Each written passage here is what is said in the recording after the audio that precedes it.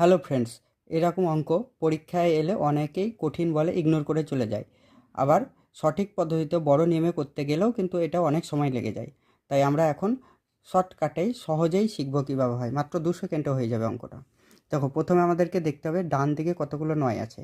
ডান দিকে যতগুলো নয় থাকবে ততগুলো নয় লিখে দেবো। তারপরে বাম দিকে যতগুলো নয় থাকবে ততগুলো শূন্য বসিয়ে দেবো। তারপরে এখানে যে ভগ্নাংশ আছে 97/9, এখানে 97/9কে বড়োর সঙ্গে ছোটো দিয়ে বিয়োগ করে দেবো। 99-এর সঙ্গে 97 বিয়োগ করা হয়ে যাবে 2। সেই বিয়োগ ফলকে এখানে 2 দিয়ে বিয়োগ করে দেবো। তাহলেই আমাদের উত্তর হয়ে যাবে। উত্তর হয়ে যাবে, বিয়োগ করবে তোমরা দেখবে 98 হয়ে গেল উত্তর। এই অঙ্ক যদি ভালো লাগে তোমরা চ্যানেলটি সাবস্ক্রাইব করে দিও, লাইক কমেন্ট করে দিও।